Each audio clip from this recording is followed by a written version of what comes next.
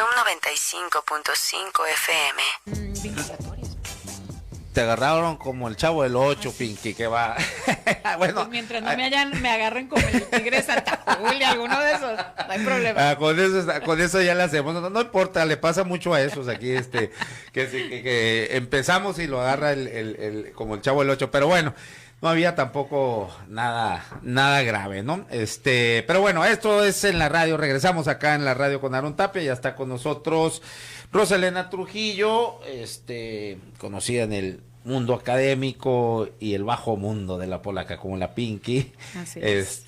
Y bueno, nos va a hablar sobre pues importante tema, ¿no? Que parece allí que aquí en Sonora no, como que no quieren, se voltean mejor para otro lado, que es la despenalización del aborto. No es el promover, dicen muchos, no es per se así, es despenalizar nada más el aborto. O dices, ¿estás a favor del aborto? Pues yo creo que nadie en su sano juicio no estaría a favor. O sea, decir sí aborta, no, pero hay N y mil factores por qué una mujer decida abortar y creo que pues está de la chingada que la penalicen, ¿no? Pero bueno, a ver, Rosalena, ahí traes unas sentencias de la Suprema Corte de Bueno, pues Justicia. Muchas gracias, ya tenía rato que no me invitabas, pincharon, qué bárbaro. Como un mes más o menos. Más o menos, pero bueno, fíjate que este es un tema importante y es un tema que ha estado cobrando, creo que relevancia en los congresos locales.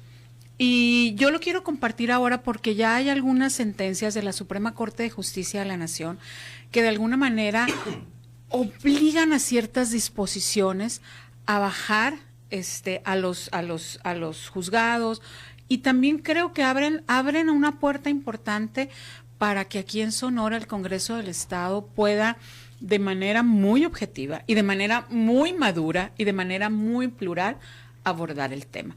Porque creo que no podemos ser omisos como congresos locales ante estas disposiciones de la Corte. Y creo que en esa parte, si únicamente nos volteamos para otro lado, estamos obviamente en una omisión legislativa y creo que eso nos responsabiliza mucho. Fíjate, como Congreso. Digo, y claro, me parece muy bueno, muy sano, socialmente hablando, el que hayan por fin ya destrabado el asunto del matrimonio igualitario, ¿no? Porque antes tenías que ampararte, imagínate, sí, o sea, era ver una sociedad de primera y de segunda, ¿no? Y me parece bien que haya pasado por urgente y obvia resolución, pero esto todavía me parece que sería ponerle mucho más énfasis, porque como lo dije iniciando, me parece algo sumamente grave para la mujer que sea castigada penalmente por decidir un aborto, ¿no? Que ya lo dije, o sea, habrá mil factores por qué una mujer decida abortar. Entonces, y parece ser, veo una parálisis en este tema en el Congreso actual, que empezó muy alentador. Dice, bueno, lo que viene ahora es la despenalización del aborto, pero pues ahí se queda. Stop. Fíjate, y a mí mucha gente me ha preguntado, oye, Pinky, ¿vas a presentar la iniciativa? Creo que eso no está en discusión. Yo siempre soy una gran aliada y creo que como parte de mi agenda legislativa el tema está presente. Lo que sí sería un error, Aarón, es presentarla en solitario. Creo que eso no conduciría a nada. Creo que lo que ahorita... Porque tenemos que construir una ruta. A final de cuentas, el que yo presente la iniciativa, bueno, sí me da la posibilidad al menos de tenerlo en la agenda legislativa, pero para que esto transite se necesitan votos. Y para construir y generar los votos alrededor de un tema que muchos lo consideran agenda de riesgo, sí, porque así lo llaman por ahí, agenda de riesgo. Supongo. Sí, exactamente. Entonces, lo que yo sí creo es que esto nos abre la puerta para que el tema empiece a visibilizarse, para empezar a socializar con las colectivas, con las feministas el tema, y creo que en esta parte sí tenemos que construir una ruta que nos lleve precisamente a eso y a generar y a buscar los consensos políticos y los aliados y las aliadas al interior del Congreso. Y si no sucede eso, Pinky, si no tienes yo no me quisiera adelantar a eso, pero sí estamos ahorita en esa parte y creo que en algún momento dado, tenemos poquito más de 2 años, creo que podría haber un escenario favorable para esto. Pero mira, yo quisiera referirme al menos a 3 sentencias de la Suprema Corte de Justicia, una del año pasado y 2 ahora recientito de mayo, que creo que son importantes no perderlas de vista, porque creo que sí marcan ese escenario favorable para legislar sobre él. El primero de ello es de septiembre del año pasado, y es la Suprema Corte declara inconstitucional en Coahuila, inconstitucional la criminalización total del aborto, y la Suprema Corte resolvió por unanimidad, y eso es una parte muy importante, criminalizar el aborto de manera absoluta, y se pronunció por primera vez a favor de garantizar el derecho de las mujeres a decidir sin enfrentar consecuencias penales. Eso es bien importante porque es por unanimidad, y esto de alguna manera lo hace vinculatorio. A partir de esta sentencia, los jueces y los magistrados que les toque resolver temas de esa naturaleza tendrán que acatar la sentencia, ¿no? O sea, ya en Coahuila Coahuila ya está, pero en la medida en que esto se haya aprobado por unanimidad, también lo hace extensivo y vinculatorio a nivel nacional. Habría que estar muy pendiente aquí en Sonora, en la parte del sistema de impartición de justicia, si esto de alguna manera se ha visto reflejado, si hay cambios en la aplicación de las sentencias. Ese es el primero de ellos, y el segundo de ellos es de mayo de este año, alrededor del 24 de mayo, y es que el Pleno de la Suprema Corte, sí, es de mayo, el mes pasado, ¿no? El mes pasado, sí. La Suprema Corte de Justicia de la Nación reconoce la constitucionalidad de disposiciones que permiten el acceso a los servicios de salud para el ejercicio del derecho de las mujeres, niñas, adolescentes y a las personas con capacidad de gestar a la interrupción del embarazo en caso de violación. Van a decir, esto ya estaba. Sí, hay una norma oficial mexicana ligada a eso que aplica para los servicios de salud, pero ahí tenía que haber como antecedente la presentación de la denuncia y el consentimiento de los padres o del tutor para que una niña o un adolescente que señalara haber sido objeto o sufrir una violación, se le pudiera practicar. O sea, seguía siendo, no seguía siendo totalmente. Su libertad total. Y había mucha Total. presión. Bueno, a partir de esta sentencia de la Corte, mujeres, niñas y adolescentes podrán presentarse, ante la institución de salud, el protocolo, la norma oficial tendrá que aplicarse y no será necesario aquello que antes significaba un gran candado. Y fíjate, esto es bien importante porque aquí en Sonora nosotros ya tuvimos un caso. Sí, es un caso que no hay 2016, que no hay por ahí, ¿no? Que no hay que olvidarlo, porque tiene que ver precisamente con esto. Y lo recupero rapidito.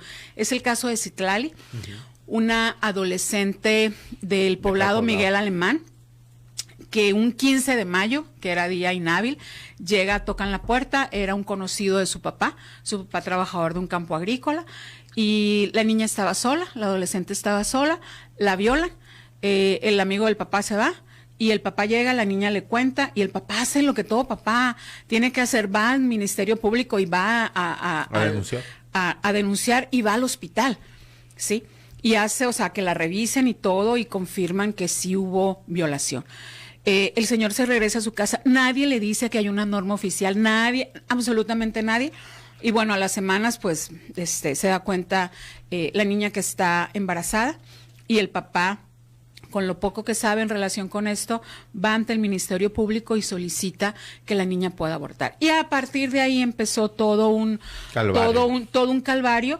Y no se ponían de acuerdo ni del Ministerio Público ni el Centro de Salud. Empezaron a operar desde las enfermeras hasta los grupos religiosos que se enteraron para convencer a la niña de que no abortara, ¿no? Así también una abogada de aquí de Sonora es la que empieza a llevar el caso, la que empieza a hacer la mayor presión sobre los ministerios públicos, pero el tiempo de las 12 semanas ya estaba llegando a su término. No sé si se apellida Escobosa.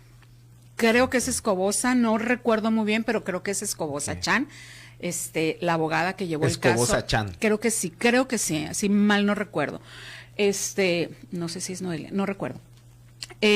Lo que sí es que ya estaba a término las 12 semanas y parecía que nada iba a transitar, entonces es cuando una asociación del Distrito Federal, que si mal no recuerdo es esta Organización de Católicas por el Derecho a Decidir, viene por Citlali y se la lleva, y en Ciudad de México es donde ella puede llevar a cabo esto, ¿no? Entonces, bueno, eso lo cuento rapidito porque tiene que ver con esto, tiene que ver con este reconocimiento, con cómo la Suprema Corte de Justicia reconoce estas disposiciones que permiten el acceso a los servicios de salud para el ejercicio que tienen las mujeres, niñas y adolescentes a la interrupción del embarazo en caso de violación. Dice aquí Roberto Romero, dice, y el derecho a la vida de los bebés no cuenta, dice, no son bebés para empezar, ¿no? Nomás los derechos de las mujeres a decidir, tendría que ser más integral el análisis, dice. ¿Cómo es? Este es recurrente, ese argumento. Es el argumento más recurrente. Sí. Es el argumento más recurrente y también es el argumento que creo yo que también está más matizado con todas estas posturas ideológico-religiosas. Creo que es un tema que puede tener una vertiente científica, otras dicen que no. Es muy difícil, Aarón, pero lo que yo sí creo que es un hecho es el derecho de la mujer a decidir sobre su cuerpo. Exactamente, yo vuelvo a lo mismo. Entonces, penalizar a la mujer, esa es la solución. Entonces, eso lo preguntaría, pues, ¿no? O sea, porque, lo vuelvo a repetir, hay 1001 factores del por qué decidan abortar. Muchísimos. Y esa es la solución, penalizar a la mujer. O sea, aquí nos hace el comentario Roberto Romero, el derecho del bebé de la vida, sí, hay un derecho, sí, pero yo insisto, nadie, o sea, lo volvemos a decir, no es promover el aborto así per se nomás, no, es la despenalización de la mujer. O sea, yo le preguntaría aquí a Roberto Romero y a los que utilizan ese argumento, la solución entonces es castigar a la mujer. ¿Sabes qué es a final de cuentas eso, Pinky? La supresión, la limitación de la libertad sexual de una mujer, porque al hombre no le sucede nada, ¿no? Son derechos no sexuales le pasa y reproductivos absolutamente nada. que creo que hasta ahorita son de los derechos que más reclamamos en las agendas feministas, ¿no? Y bueno, y paso a la tercera sentencia, ¿no? Que es la más reciente, es como del 26 de mayo del mes pasado, y es una sentencia en la cual la Suprema Corte de Justicia de la Nación invalida una disposición de la Constitución de Nuevo León que tutelaba el derecho a la vida desde la concepción y limitaba el derecho de las mujeres a la autonomía reproductiva. Y traigo esto a colación porque este artículo que la Suprema Corte de Justicia invalida de la Constitución de Nuevo León es idéntico al artículo 1 constitucional en Sonora. Entonces creo que eso es bien importante porque en su momento, y tú lo sabes, ciertas colectivas han tratado de impulsar la modificación del artículo 1 constitucional, que coincidentemente fue modificado, creo, cuando Claudia Pavlovich era diputada por ahí, ¿sí? Okay. Entonces, para mí esta es una de las sentencias más importantes que abre la brecha de entrada para la discusión. Y fíjate, por ahí me dicen, es que no quieren discutir. No, yo sí creo que es importante escucharnos. Claro. Escucharnos, pero a mí lo que me preocupa es ver actitudes como la que en su momento vimos cuando la aprobación del matrimonio igualitario, que más que ser una ruta para escuchar y dialogar, sea una ruta para imponer posiciones ideológicas y religiosas. Es una parte que creo que ha sido la ruta clásica cuando se trata de hablar sobre estos temas, ¿no? Yo sé que no es fácil, y personas como el señor Romero pueden tener sus argumentos también, pero bueno, también permítanos a quienes pensamos diferente plantearlos de una manera madura, de una manera objetiva y también de una manera pegada a derecho. Esta es la parte más importante. Estas 3 sentencias son sentencias de la Suprema Corte de Justicia y son sentencias que de alguna manera son ese paraguas para que los congresos locales no estemos en una situación de omisión legislativa. Y hay un último dato que, si bien no tiene que ver con la Suprema Corte de Justicia de la Nación, sí está ligada a la petición, a la solicitud de alerta por violencia de género que se solicitó para el estado de Sonora. Una de ellas ya fue admitida, que fue la alerta por violencia feminicida. Y la segunda solicitud que se hace desde la sociedad civil es la alerta por agravio comparado. Y básicamente lo de agravio comparado tiene que ver cuando se reconoce que hay criterios en los marcos normativos, en las leyes, que obstaculizan o limitan el libre ejercicio de los derechos, en este caso de las mujeres, ¿no? Entonces, lo que se solicita aquí es que hay en la Constitución un artículo que limita el derecho de las mujeres, o sea, que limita sus derechos sexuales y reproductivos. Sobre esa parte de la violencia de la alerta por agravio comparado, la CONAVIM no se ha manifestado, y yo siento que es una ruta que a lo mejor también le están haciendo ahí por un ladito, pero ya está, o sea, es algo que ya está, y es algo que está, o sea, es algo que se solicitó específicamente desde Sonora. Bueno, aquí te voy a leer algunos comentarios. Dice Alejandro Figueroa, Aarón debes, bueno, es sobre la entrevista con Juan Pu. Aarón debes de entrevistar al rector del Itzon. Él tiene mucho que decir también. Recuerda que no es solo Hermosillo, es que Alejandro Figueroa es de Obregón. Luego aquí contesta, Esteban Moreno Morales, dice, Roberto, con todo respeto, tendrías que ser mujer para poder opinar en este tema. Y responde, Roberto, se hace un debate ahí. Roberto Romero dice, no es religioso el asunto y no es la solución penalizar a la mujer. El asunto es mucho más complejo y lo han querido simplificar para sacarle la vuelta a las soluciones de fondo. No, bueno. Malú Medina dice, gracias Aarón, a ti y a tu invitada, muchísimas gracias por la empatía. Dice, pregúntale a la diputada qué ondas con el Congreso para la despenalización de la suspensión del embarazo, y además qué opina del joven Dante Delgado, joven, pone entre comillas, dueño de los partidos de MC, así de chiquito, nada de riesgo, nada de riego, dice. Bueno, nada de riego, que mire al Congreso de Oaxaca, eso yo creo que quiso decir riesgo. Riesgo, ¿no? Yo creo nada que de riesgo, que mire al Congreso de Oaxaca, eso habla mal de la diputada y del Congreso. No, a lo que yo me refería es que hay quienes señalan que la despenalización del aborto es un tema, o bien el derecho a decidir, es una agenda de riesgo para el Congreso. Y tú lo decías bien, de riesgo político, o sea, para mí no es una agenda de riesgo, ¿eh? Sí, hay quienes la tipifican así. Yo hago referencia a que hay quienes consideran, de hecho a mí me lo han dicho, mucho me lo han dicho, no te metas con ese tema porque hasta ahí va a llegar tu carrera política, ¿no? Y yo creo que esta parte tiene que ver más con mis convicciones, tiene que ver más con algo que yo creo, y que inclusive esta parte ni siquiera está ligado a mi cortita carrera política, ¿no? Entonces, para mí no es una agenda de riesgo. Lo que sí estoy bien consciente es que esta agenda de derechos sexuales y reproductivos tiene que ir avanzar en generar acuerdos y en generar consensos. Somos 19 diputadas y 14 diputados. Sí. Yo sé que hay aliadas y aliados y que hay quienes pueden transitar con el tema. El asunto es, ¿se van a atrever?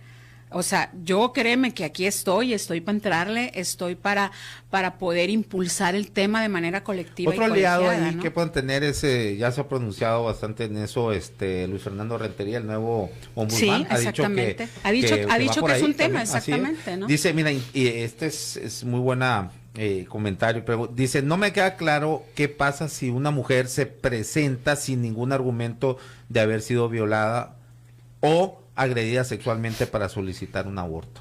Se supone que cuando vas, a partir de esta sentencia, puedes llegar a la institución de salud pública. Okay. Sí, obviamente hay una auscultación, o sea, tienen que validar que en realidad hubo una agresión sexual. Pero hasta ahí, la norma oficial hasta ahí tendría que ser, ¿no? O sea, no necesariamente antes era la denuncia, el Ministerio Público, etcétera, etcétera, y en eso podrían pasar las 12 semanas ¿sí? Y a veces era muy difícil. Y además... Las 12 semanas donde las puedes 12 abortar. semanas donde se puede... donde se supone que no es un producto, que ¿no? es un Pero producto, además en esas 12 semanas está toda la revictimización, pero además está todas las otras instancias que se involucran, desde personal de salud que va y le dice, oye, no abortes, y luego mandan al padre, o sea, no es posible que si alguien decide y que si la ley, el marco legal le permite de alguna manera hacer esto, sí, que empiece otro proceso de revictimación que a veces es más difícil. Así es. Pues complicado, ¿no? Pero no por eso habría que dejar de... Hay que abrir la ruta legislativa, ¿no? Es. Para mí es eso, y créeme que yo en esta parte estoy muy comprometida en construir esa ruta, porque no nomás se trata de presentarla y así que padre la pink, no. Yo creo que ese es un tema serio, es un tema que requiere consensos y es un tema que requiere de acuerdos. Yo creo que, totalmente, ¿no? Contigo, no es presentarla nomás por presentarla y mediáticamente, pues ganarte un sector. Pero si no encuentras ese consenso, si encuentras un rechazo, pues yo creo que también es importante la postura, ¿no? Fijar la postura. No, definitivamente. Porque si no lo encuentras, bueno, no por eso habría que parar y sería, yo insisto, muy importante fijar la postura, ¿no? Que tienes ante esto. Pero bueno, pues muchas gracias. Muchas gracias, se Aaron. nos acaba el tiempo. Sí es tirano para que veas. El tiempo y más los tiempos de la radio. Ya sé. Pero bueno, ahí luego me invitas para otro tema, que hay muchos. Estaría bueno, traes otro tema también que es la ley de movilidad. A ver si la otra semana estaría toda madre porque también es un tema muy amplio y de inclusiones, de derechos, de discriminaciones, abarca mucho el tema de movilidad. Infraestructura urbana, seguridad vial, etcétera. Totalmente. Bueno, pues muchas gracias. Aquí la otra semana te invitamos. Gracias. Esto fue En la Radio con Aaron Tapia. No son relaciones públicas, es periodismo sin tapujos ni mordazas. Nos vemos y nos escuchamos mañana en otra emisión más de acá en la Radio con Aaron Tapia. Y a las 12 del día nos vemos y nos escuchamos por acá. Gracias.